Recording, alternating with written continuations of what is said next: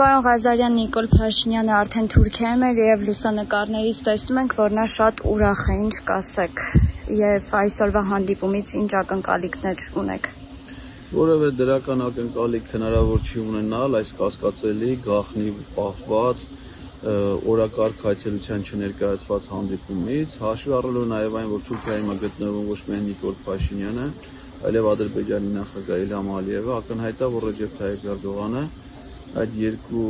ղեկավարներին հրավիրել է իր հովանու ներքո բանակցություններ վարելու, իսկ Թուրքիան որևէ պարագայում չէր կարող լինել միջնորդ հայ-ադրբեջանական հարաբերություններում, որովհետև Թուրքիան մշտապես հայ-ադրբեջանական կոնֆլիկտում հանդես է եկել որպես կողմ եւ դրա արձանագրումներն արել է նաեւ ինքը Նիկոլ Փաշինյանը 44-օրյա պատերազմի ժամանակ Նիկոլ Փաշինյանն էր հայտարարում, որ այս պատերազմը դա պատերազմ է ոչ միայն Ադրբեջանի, այլ նաեւ Թուրքիայի դեմ։ Թուրքիան այս պատերազմով վերադառնում է տարածաշրջան, որպեսզի իրականացնի իր 100-ամյա նպատակները, այն է բնաջնջի հայ ժողովրդին եւ վերացնի հայկական պետականությունը։ Եվ հիմա Թուրքիան եւ Ադրբեջանը համատեղ ուժերով ծանրացրել են այդ 44-օրյա պատերազմը, ի շնորհիվ Նիկոլ Փաշինյանի հասել են հաջողության, որովհետեւ մինչ այդ երբևէ ոչ Արցախյան պատերազմի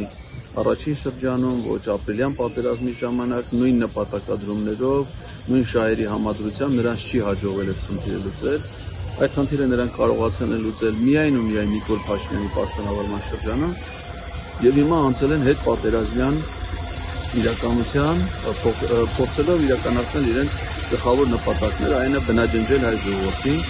եւ վերացնել հայկական պետականությունը։ Եվ իդեմս Նիկոլ Փաշինյանին նրանք ունեն հրաշալի գործընկեր, հանձնակատար, որը անվերապահ կատարում է ադրբեջանա-թուրքական բոլոր պահանջները եւ կարծում եմ հիմա նա գնացել է նոր հանձնարարություններ ստանալու եւ նոր հանձնարարականներ կատարելու նպատակով։ Սյունիքը կորցնելու վտանգ կա։ Ես կարծում եմ, որ վտանգված է առհասարակ Հայաստանի գոյությունը։ Նիկոլ Փաշինյանի պաշտոնավարումը վտանգ է պարունակում առհասարակ հայկական պետականության ոչնչացման համար, ինչպես դա եղել է Արցախի պարագայում։ Այսինքն Նիկոլ Փաշինյանի պաշտոնավարումը ռիսկեր է պարունակում,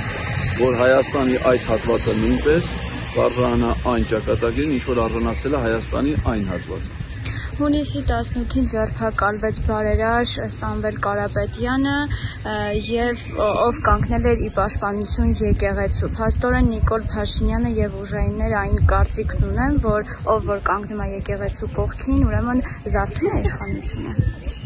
Նիկոլ Փաշինյանի պատկերացումներից քիչ են հետաքրում, ակնհայտ է մի բան, որ Սամվել Կարապետյանի գործողությունների մեջ բացարձակապես որևէ հանցակազմ, բացի դրանից որ չկա, Սամվել Կարապետյանի ողջ կյանքի գործունեություն, իր գիտակից կյանքը եղել է հաջողությունների պատմություն ոչ միայն իր ընտանիքի համար, այլ հաջողություններ, որոնք նա շռայլորեն կիսել է մեր պետության, մեր ժողովրդի, մեր եկեղեցու հետ։ Նա մեր ժողովրդի նշանավոր եւ արժանավոր զավակ է, նա նաեւ հայ եկեղեցու արժանավոր զավակ է, գնահատված մեր եկեղեցու կողմից, Վեապար հայրապետի կողմից, եկեղեցական ամենաբարձր պարգևով Սուրբ Գրիգոր Լուսավորիչ բարձրագույն շքանշանով եւ նաեւ պետության կողմից է գնահատված, նա պարգևատրվել է հայրենիքի մատուցած ծառայությունների համար առաջին աստիճանի շքանշանով, նա սիրված, հարգված ազգային գործիչ է եւ բնականաբար այդպիսի գործիչները Նիկոլ Փաշինյանի համար, ադրբեջանցիների համար, թուրքերի համար դա ըստ նույնն է, թիրախում են հայտնվում, որովհետեւ նրանք ծառայում են ոչ թե ադրբեջանա-թուրքական ռեժիմին, այլ ծառայում են իրենց ժողովրդին եւ իրենց եկեղեցուն։ Դա է միակ պատճառը, որ եւ Վեապար հայրապետն է հայտնվել թիրախում որպես ազգային, ոչ միայն եկեղեցական, այլ նաեւ ազգային հայրենանվեր գործիչ եւ նույն կերպ թիրախում է հայտնվել նաեւ եկեղեցուն իր զորակցությունը հայտնած ազգային բարերար Սամվել Կարապետյանը։ Պարոն Ղազարյան, խոսենք իմպիչմենթի գործընթացից, ինչպես տեսնում ենք, ընդդիմությունը տունտունիկ է խաղում, ի վերջո համաձայնության կգան, թե ուզած թե չուզած նրանք ես կարծում եմ, որ այդ որոշմանը գալու են, նրանք բաց են թողել, մասնավորապես Հայաստան խմբակցության падգամավորները, որոնք մինչ օրս ի տարբերություն ազգային ժողովի մյուս երկու падգամավորների եւ պատիվ ունեմ խմբակցության 6 падգամավորների, ոչ նախաձեռնել են սեփական անվստահության գործընթաց եւ ոչ էլ միանում են դրանցից որևէ մեկին, նրանք պարզապես կորցրել են այդ գործընթացում առաջնորդի իրենց հնարավորությունը, որովհետեւ իրենք կարող են իրենք լինել առաջնորդող ուժը, հաշվի առնելով խորհրդանում իրենց առավել մեծ ներկայացվածությունը, իրենք առաջադրեին վարչապետի թեկնածու, իրենք մղեին այդ գաղափարը առաջ եւ իրենք էլ լինեին այդ առաջնորդող մեզ բոլորից դեպի հաղթանակի տանող ուժը, բայց իրենք իրենց արդեն թողել են լուսանցքում, բայց դա կապ չունի, չի նշանակում, որ իրանք այդպես հանգիստ կեցվածքով մինչև վերջերս մնալու են։ Ես վստահ եմ, որ շուտ-ուշ իրանք միանալու են, բայց պարզապես արդեն ոչ թե որպես առաջնորդող ուժի, ոչ թե որպես նախաձեռնողի, այլ ուղղակի կողքից նայողի, կողքից քայլողի կարգավիճակում։